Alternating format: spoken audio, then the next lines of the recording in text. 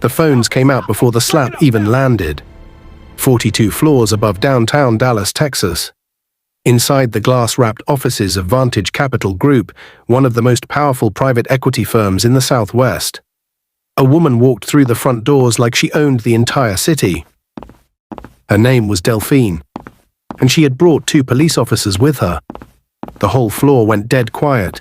Keyboards stopped. Coffee cups froze midway to mouths.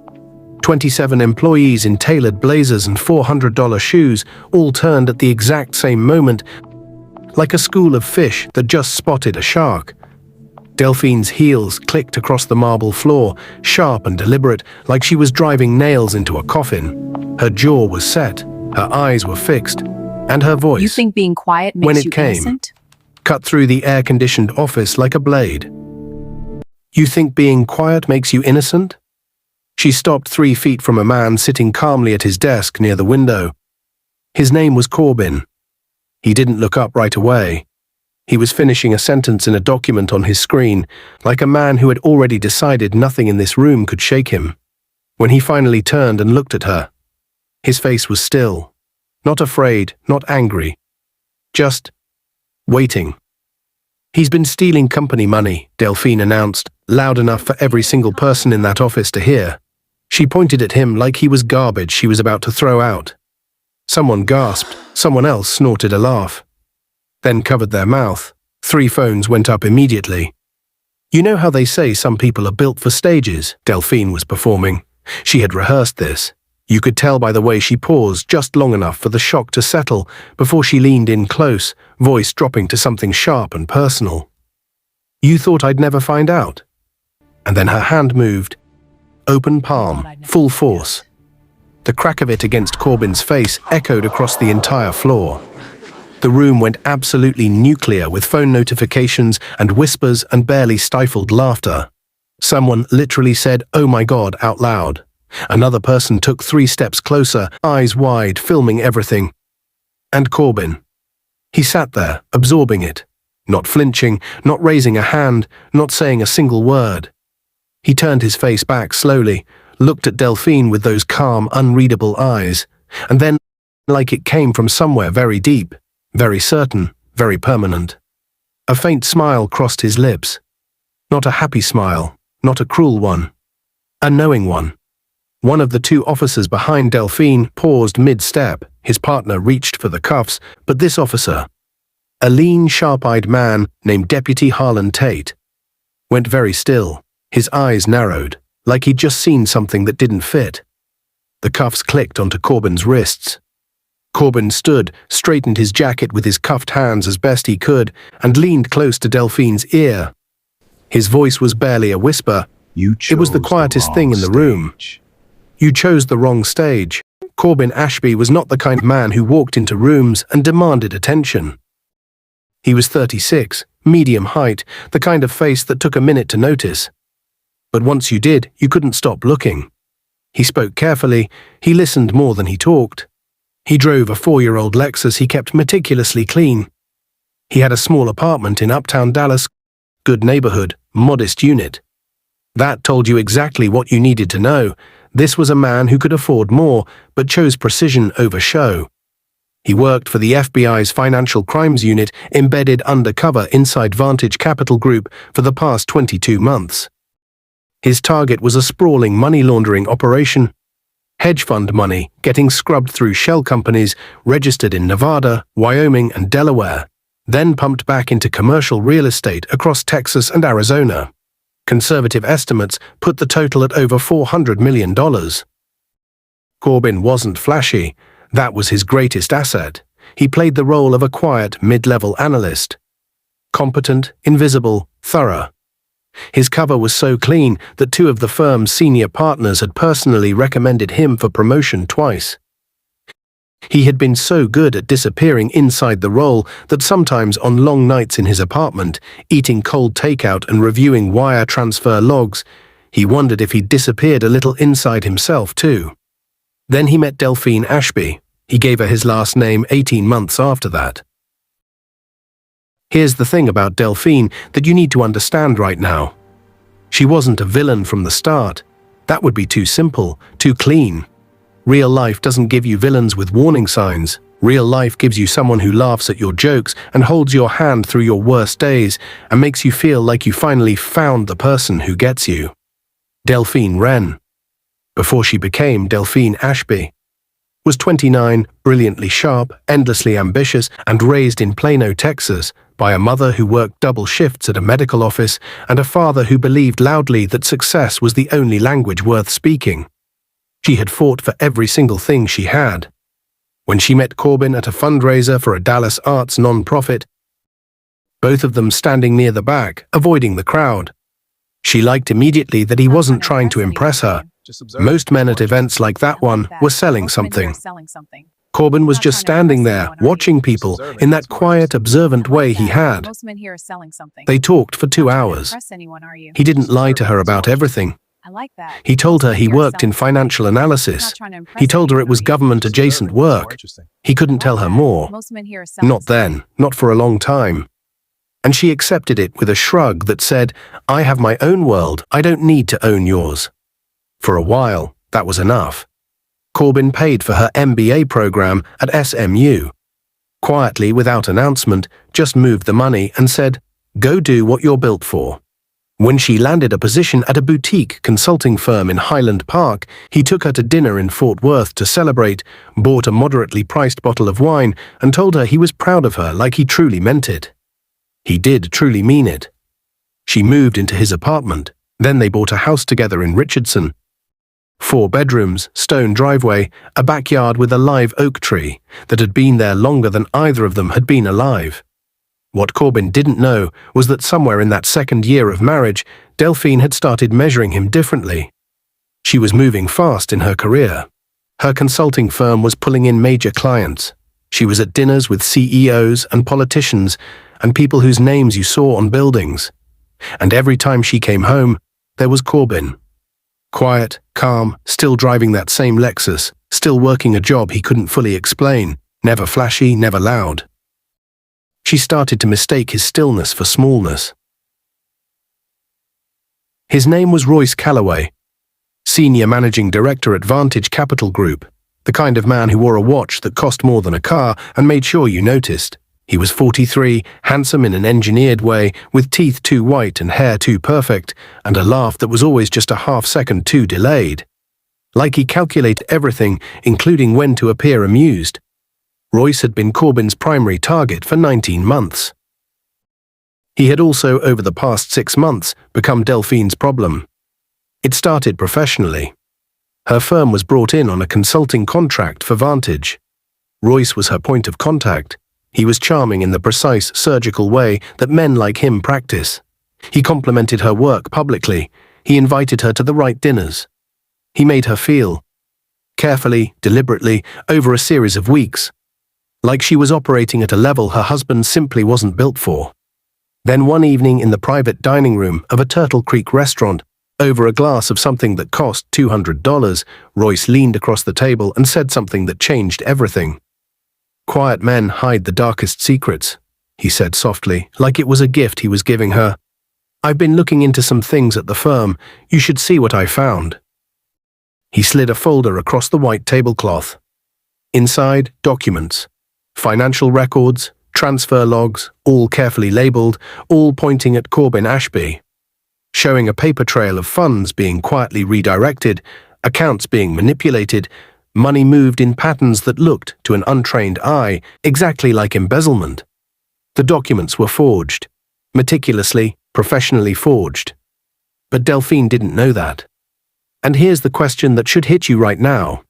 If the person you loved showed you paper proof that your spouse was stealing, what would you do? What would you actually do? Delphine did not go to Corbin. She should have. Any version of this story where she goes to Corbin and says, "Someone showed me this. Is it true?" ends very differently. But she didn't, because somewhere underneath the shock of those documents was a layer of feeling she hadn't examined until that moment. A low, simmering certainty she'd been building without realizing it, brick by brick, every time she came home to his quietness and his small life and his unexplained work. She had already decided he was hiding something. Royce just gave her a reason to believe it. She went to her best friend Tanya Bliss, a woman who lived in a gorgeous townhouse in Knox Henderson and had opinions about everything and the confidence to deliver them without blinking. Tanya looked at the documents, looked at Delphine, and said with absolute certainty, "Girl, he has been playing you this whole time." That was all it took. 3 days later, Delphine sat across from a detective at the Dallas FBI field office, not knowing, not even suspecting, that the case she was describing was already open, already active, and that her husband was not the subject of it. She was so certain, so righteous. You could hear it in her voice. Apparently, she told the detective everything with the kind of conviction that comes from believing you are doing the brave, necessary, correct thing. She named Corbin. She provided the documents Royce had given her. She described his behavior, his secrecy, his evasiveness. The detective across the table, a composed woman named Special Agent Priya Okafor, wrote everything down with a neutral expression and thanked Delphine for coming in. His name is What Corbin. Delphine did not see was the Thank you for almost coming in, imperceptible exchange of glances between Agent Okafor and the agent standing near the door the moment she said Corbin's name. They already knew that name, just not the way she thought. Back in uptown Dallas, inside his apartment, the one he kept for cover, separate from the house, which his handler knew about, Corbin sat at his kitchen table at 11:30 at night and stared at a printed text exchange. He had discovered the calls to Royce 3 weeks ago. The private dinners he'd known about for slightly longer. His job had made him very good at noticing small changes, the way someone's phone screen tilted away, the way certain conversations stopped the moment he walked into a room, the way a person who used to reach for your hand stopped reaching. He had tested her, quietly, without drama. He left a false document in his home office, just detailed enough to look real, just placed carelessly enough to suggest he'd left it accidentally. 3 days later, the FBI surveillance team, watching Royce Calloway, photographed Royce reviewing that exact document. Delphine had handed it to him. Corbin sat with that knowledge for a long time in the dark of his apartment kitchen. His handler, Supervisory Agent Weston Dre, a broad-shouldered man from Houston who had been running undercover operations for 16 years, called him at midnight. "What? Are you sure? "You need to hear something," Dre said. "I know," Corbin replied. "She went in today, gave them everything Calloway fed her." Silence. "Corbin, I heard you. We need to know. Are you clear to proceed? Because if you're not..." "What? Are you sure?" "I'm clear." This changes everything. But that was the lie he told his handler, I'm on my way. the one he didn't tell himself. Because the truth, the one he sat with alone, in the quiet, with no one watching, was that somewhere in the past 2 weeks he had been ready to walk away from the whole operation, not because of fear, not because of the case, but because he had looked at his marriage and thought, maybe I can still pull this back. Maybe if I told her, really told her, who I am and what I've been doing and why I couldn't share it, maybe she'd understand.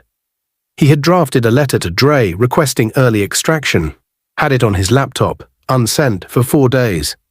When the surveillance photos came back, he deleted the letter. He let out a breath in the empty kitchen that had no drama in it at all. Just the sound of something closing. "I almost walked away from this case," he said to no one. "For you." He closed his laptop, stood up, put his jacket on the hook by the door, and went to bed.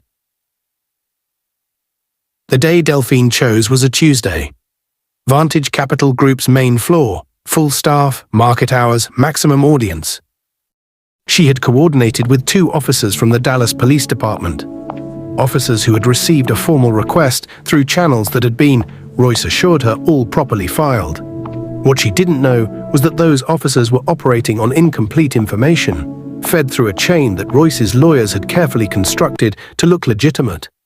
She walked in at 9:47 a.m. Corbin was at his desk. He already knew she was in the building. His surveillance team had flagged her car in the parking structure 20 minutes earlier. His phone had vibrated once with a single message from Dre. "Stand by." He didn't move. He finished his sentence. He waited. When she appeared at the end of the floor, flanked by the officers, every single head turned. His colleague, Brent Osei, who sat 3 desks away and had eaten lunch with Corbin nearly every week for 18 months, leaned over and whispered, "What is happening right now?" Corbin didn't answer. He watched his wife walk toward him with the posture of a woman executing a plan she had rehearsed 50 times, and he felt something he wouldn't describe as heartbreak. Heartbreak implies surprise. What he felt was older than that, heavier, the specific weight of a certainty you'd hoped to be wrong about. She stopped. She spoke. The whole floor heard it. You think being quiet makes you innocent? You think being quiet makes you innocent? The phones came up. The whispers started. His colleague, Nadia Fuentes, who sat in the glass-walled conference room and had a perfect sightline to everything, stood up from her chair without meaning to. Delphine pointed, announced, performed, and then her hand moved. The slap landed. You thought I'd never find In the out. half-second after it happened, Deputy Harlan Tate took one step forward to cuff Corbin Break it up now! and then stopped. Because Tate, unlike his partner, had been briefed 2 hours earlier by a supervisor whose name he wasn't allowed to repeat in public about the nature of the operation active inside this building. He had come here today to play a role, same as everyone else. His hesitation was real, though, because watching this woman, this clearly devastated, clearly certain, clearly deceived woman, perform her husband's destruction in front of 40 witnesses and 30 camera phones, Harlan Tate felt something shift in his chest. She has no idea, he thought. The cuffs clicked. Corbin stood, straightened himself, and leaned close to Delphine's ear. Stage. You chose the wrong stage. She pulled back, looked at him, for just one fraction of a second. Something flickered in her eyes. Not doubt exactly, something that lived just next door to doubt. Then it was gone. She lifted her chin, turned away, and let the officers walk her husband across the floor she had chosen specifically for its size, its visibility, its permanent, viral, inescapable audience. 42 floors above Dallas, the phones kept recording. The room was the color of a headache. Pale gray walls, one metal table bolted to the floor, 2 chairs, a mirror that wasn't fooling anybody, a single overhead light that hummed just loud enough to remind you that silence in this room was never really silence. Delphine sat at the table with her arms folded and her back straight. She had been waiting 40 minutes. Nobody had told her why, nobody had brought her coffee, nobody had explained what was happening to Corbin, where he was being processed, when she could speak to someone in charge. She was starting to feel the first thin crack in her certainty. Not enough to call it doubt, not yet, but enough to make her fingers tap once against her forearm. Just once. Then stop. The door opened. A woman entered first. Special Agent Priya Okafor, compact and precise in a dark blazer, carrying a folder the way a surgeon carries a scalpel. Behind her came a man Delphine had never seen before, tall, early 40s. The kind of composed that doesn't come from personality. It comes from years of practice. He wore a plain charcoal suit and no tie, and he moved through the room with the unhurried certainty of someone who already knew how every conversation in it ended. "Mrs. Ashby," Agent Okafor said, "thank you for your patience." "I've been waiting almost an hour," Delphine said. "Where is my husband? I want to know what's it." The door opened again, and Corbin walked in. No cuffs. Delphine's mouth closed mid-sentence. He was in a clean shirt. What? Not the one he'd been wearing at the office. His jacket was gone. He looked, if anything, more composed than he had sitting at his desk 2 hours ago. He pulled out the chair across from her, sat down, and folded his hands on the table the same way he always did when he was about to explain something complicated to someone who wasn't going to enjoy hearing it. "What?" Delphine started. "This," Agent Okafor said, setting the folder on the table and opening it to the first page, "is Special Agent Corbin Ashby, FBI Financial Crimes Unit, lead undercover operative on Operation Vantage. A 23-month investigation into money laundering, securities fraud, and wire fraud totaling an estimated $412 million. The room went very still. Delphine looked at the badge photo inside the folder, looked at Corbin, looked back at the photo. The blood in her face moved. You could actually watch it happen, the color pulling back from her cheeks like a tide going out fast. "He's our agent," Okafor said simply. "He has been from the beginning." Corbin didn't move. didn't speak. He just watched his wife's face with those calm, unreadable eyes. And if there was any grief behind them, it was buried so far down, it would have taken excavation equipment to find it. I don't. Delphine's voice came out smaller than she intended. That's not the documents. Were forged, said the tall man in the charcoal suit. He finally spoke, and his voice carried the flat, measured weight of someone who had delivered this kind of information before and felt nothing he needed to show about it. My name is Supervisory Agent Weston Dre. I've been running this operation from the Houston office for the past 2 years. The documents you received from Royce Calloway were fabricated, created specifically to pull you into the case as an unwitting participant. We've had him on tape for 6 weeks. Delphine opened her mouth, closed it. He used you, Dre said. No cruelty in it, just the plain fact of it, laid on the table like everything else. And in the process of using you, you gave us something we needed. Confirmation that Calloway was actively working to obstruct a federal investigation by attempting to expose our operative through a third party. That's on tape too. The hum of the overhead light was very loud now. You were so busy proving I was guilty, Corbin said quietly, speaking for the first time since he'd sat down. You never asked who I really was. Delphine stared at him, and for one long, terrible moment, the room held the weight of everything that question contained.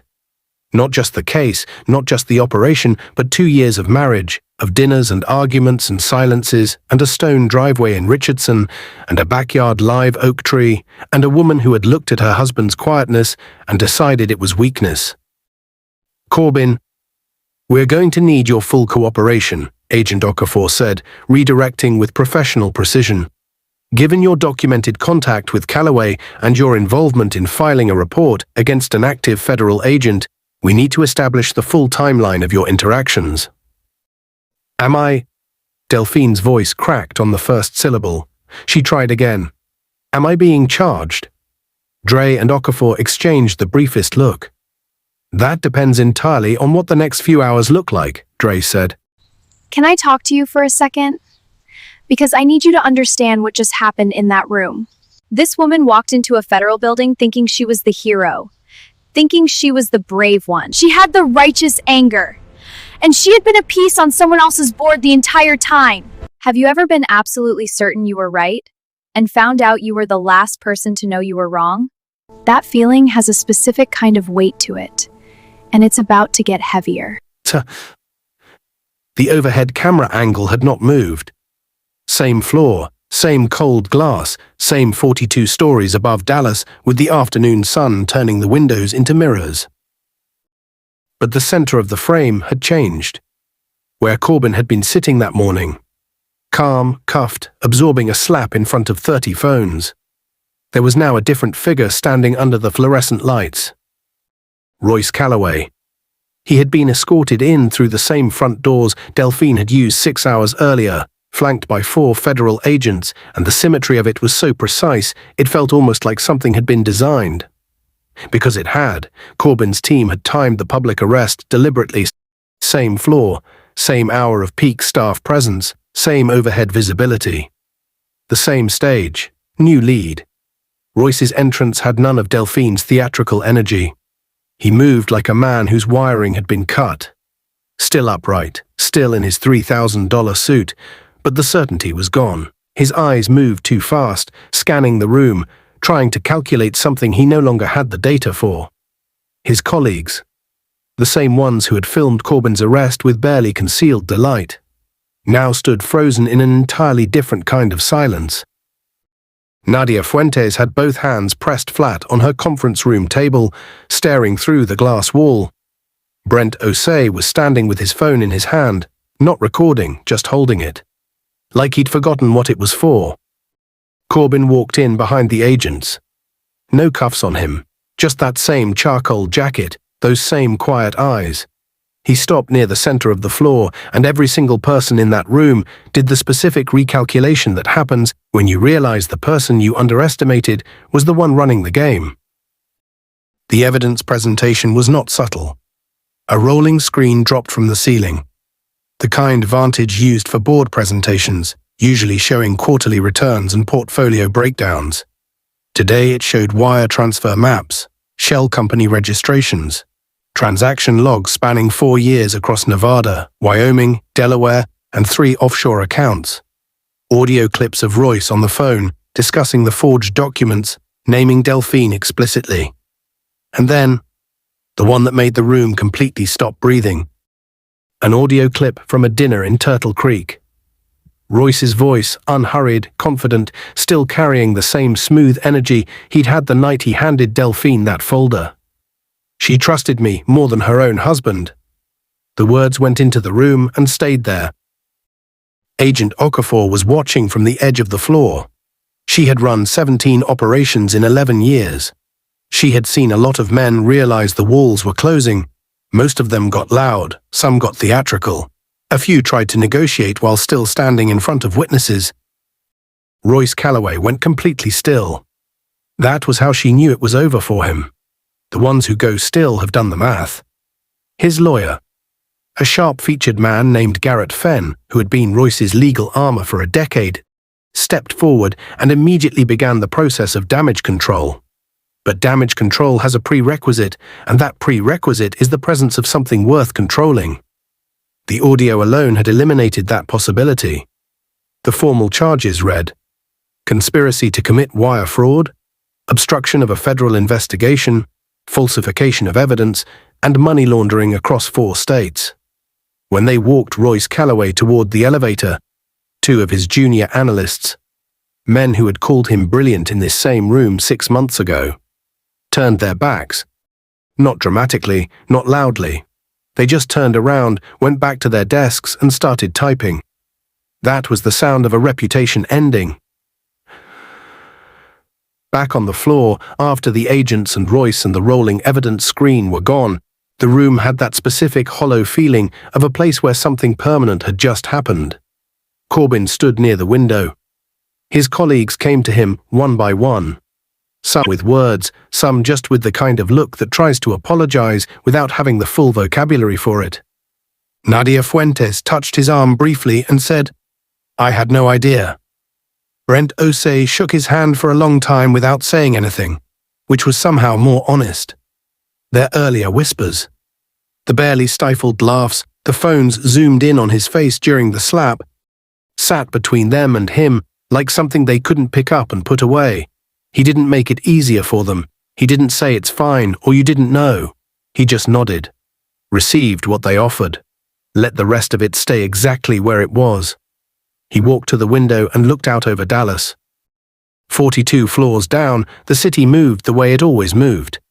Indifferent, enormous, continuous.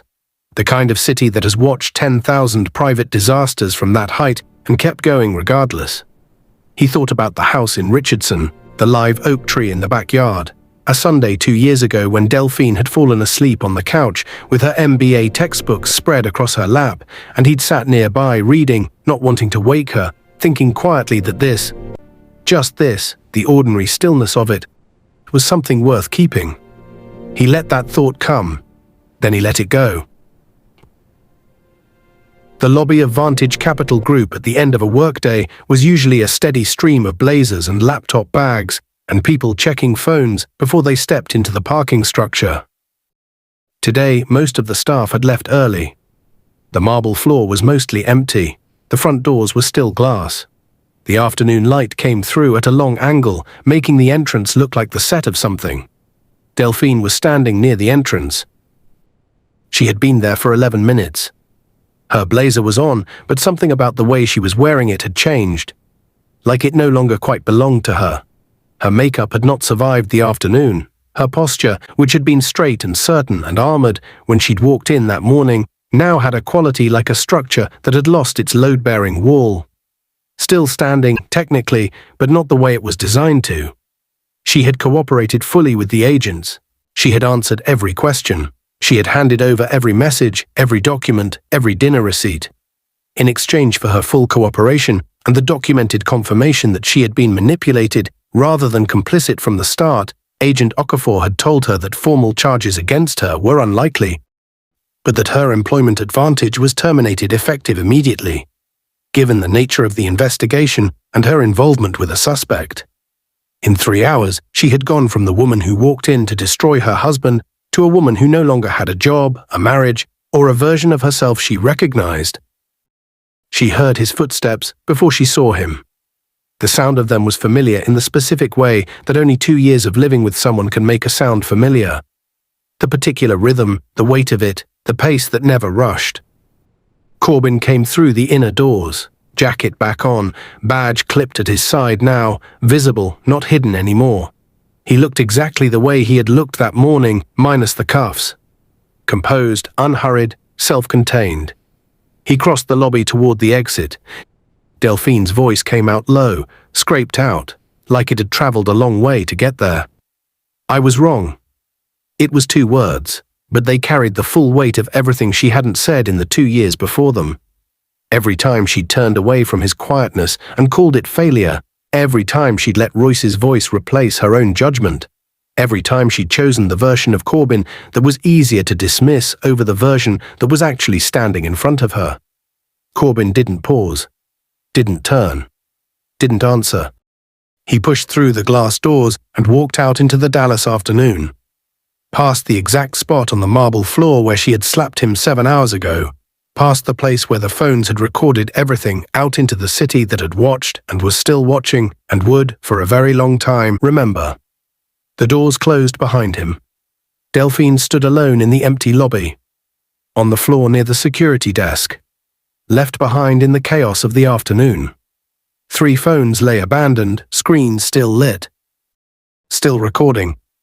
Her broken figure in the empty space, small, alone, permanent.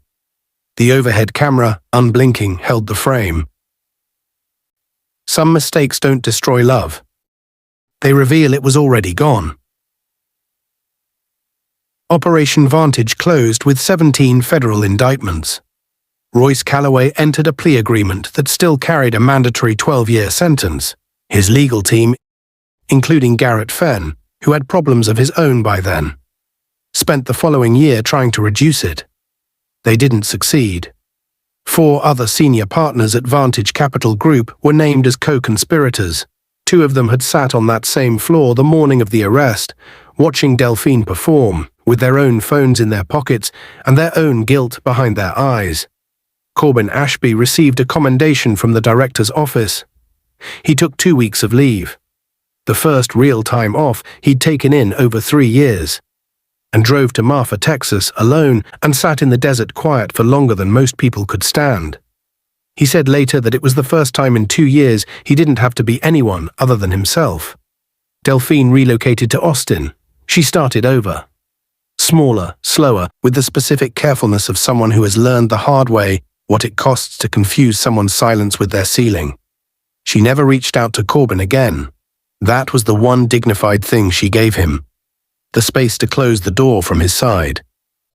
The video of the lobby slap circulated online for months. People watched it the way they watch things that make them feel something complicated. Not quite satisfied, not quite sad, just permanently aware that the story they thought they were seeing in the first 5 seconds was not the story at all. Silence is not weakness. Corbin was underestimated his entire marriage because he was quiet, measured, and unflashy. The people who confused his stillness for smallness paid a steep price for that assumption. The loudest person in a room is rarely the most powerful one. Learn to read people by their actions over years, not their performance in a single moment. Trust is not given. It's built through consistency over time. Corbin showed who he was, every single day for years. He paid for her education quietly. He celebrated her wins without needing credit. He stayed steady when she pulled away. Trust looks like that. It doesn't announce itself. It just keeps showing up. The most underestimated people in your life might be carrying the heaviest things. Before you decide someone isn't moving fast enough, ask yourself, do you actually know where they're going? If this story hit you, like this video, share it with someone who needs to hear it, and subscribe so you never miss what comes next. Drop a comment. What was the moment you realized Corbin had been in control the whole time? I'll be reading every single one.